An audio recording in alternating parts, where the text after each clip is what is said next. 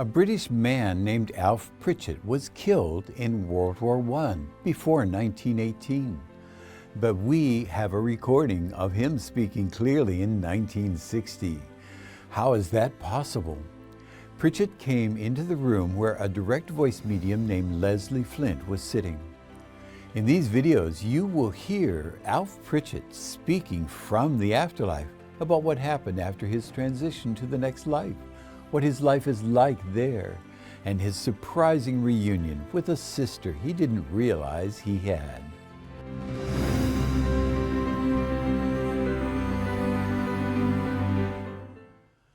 Hello, I'm Dr. R. Craig Hogan, President of the Afterlife Research and Education Institute and Seek Reality Online. I'm the author of 8 books with the evidence beyond a reasonable doubt that you will come to the end of this life, but you will never die. Alf Pritchett's body was blown up in an explosion in World War I, but he was still very much alive. He came through in a Leslie Flint session and spoke clearly about his experiences when he entered the afterlife and what he experienced there. This is the third of the 4 videos. Links to the other videos are in the descriptions below. We're presenting his words as spoken by a narrator because his voice on the recording was unclear at times and he spoke in a thick English accent. If you're interested, you can listen to the actual recording of Alf Pritchett speaking at the link in the description below.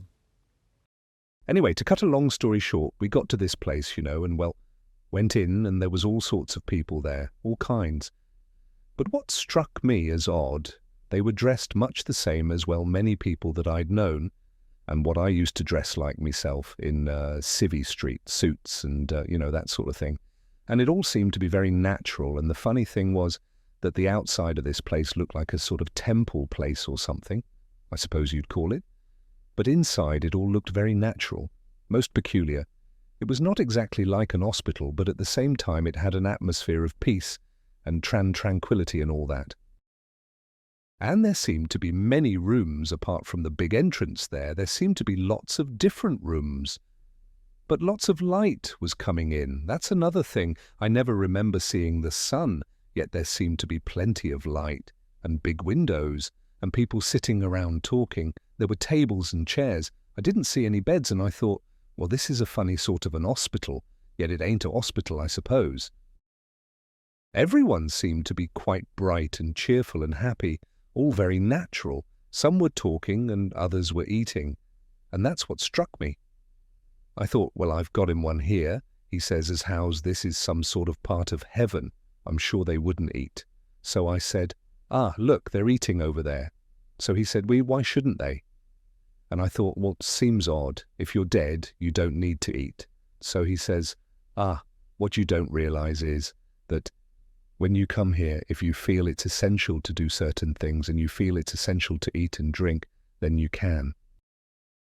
Then it dawned on me that sounded pretty sensible after all.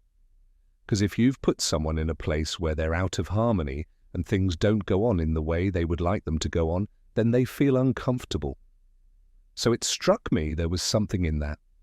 Well, sat down around a table with several other blokes and they said, hello, just arrived? I said, yes. So one of them said to me, only just come, eh? Only a few hours in it. I said, what? He says, only a few hours. I said, is it? I didn't know. He said, we heard as how as you were coming. I said, what do you mean heard as how I was coming? You don't even know me. He says, oh, well, that's what you think. I said, well, how could you know me anyway? I never knew you, not down there as you call it. He said, well, we know. We have our scouts out. We have our gangs out, Helpers. I was helped in the same way. I've only been here a very short time myself. Couple of days, I believe. I said, oh, settling in? He says, oh, yes, very nice, much better than what they used to tell us down there, innit? I said, how do you mean? He says, well, you know what they used to tell us down there about Evan and Elle and the last trumpet and all that? Yeah, they've got it all wrong. I said, well, it seems like it, doesn't it? He says, yeah. All that business about if you're very good, you go up to the top stall, and if you're not so good, you'd go down in the old cellar. Ha! They've got all that wrong, mate. Here we're just the same as we was, only better, quite happy. Tomorrow I'm going from here. I said, what? "Where are you going?" "Well," he says, "I'm going to see my grandparents." Of course, all this struck me as a bit crackers, but I thought, well, I'd better sort of keep in with them and talk the same sort of language. After all, if I've got to be here, as they say I have, I might as well fit in. I felt in the most peculiar sort of state, really, when I come to think about it now. He says, "Yeah, I'm visiting my grandparents." I said, "Well, where are they?" He says, "Well, I've been told that they're on this plane, as they call it here, but further out." I said, "What, many miles away?" He says, "Miles. They say you don't have miles here. You don't have distance in the same way as you do on Earth. I ain't got myself adjusted to that yet, but I shall no doubt be all right. I'm being taken there." I said, "Oh, very nice. Who's taking you?" He says, "My guide." I said, "Guide?" He says, "Yes, I didn't even know there were such things as guides, you know. That's something that I've only just recently learnt, but there's a very nice fellow here. He's like one of the stewards, I suppose you'd call them, and he's found out a little bit about my background and my people, and he's been given the job of sort of escorting me. By the way, did you notice when you came here how odd it was, how light you felt?" I said, "Yes, I did notice that." He says, "Wasn't it funny, that sort of floating feeling you had, you know?" I said, "Yes, that was rather remarkable. I felt a bit peculiar, you know, sort of floating around. It did seem strange." He says, "Cool. Well, that's the way we're going, I believe. We're not going to walk. We're sort of going to, I suppose some people would call it flying. I don't know whether you call it that here, but it seems like it. Anyway, I'm going there tomorrow to see my grandparents. It's funny, I remember the old girl, Grandma. She was about, 76 when she pegged out, you know. And I often wonder if they'll really know me, you know. Another funny thing is, you'd have thought they'd have met me if they knew I was coming over, wouldn't you?" I said, "Well, perhaps they didn't know. Perhaps it's only these higher-up ones that have the knowledge beforehand." He says, "It may be that." Anyway, that's what's happened and where I'm going. Some of these people have been here for a long time, I believe, you know, and they're only sort of beginning to sort of settle down now. Some are a bit difficult to deal with when they first come. "You seem to have taken it all right." I said, "What else can you do? You're told you're dead. The best thing to do when you're dead, I should think, is to follow out the instructions and behave yourself. After all, you never know who's going to be judging on you and all that. According to what the old Bible says and what I understood, you got judged." "Ah," he says, "get away with that. No one judges you from what I can make out on it. You judge yourself." Since I've been here, I've been sort of reflecting, you know, going back a bit on the old past and wondering and thinking about things.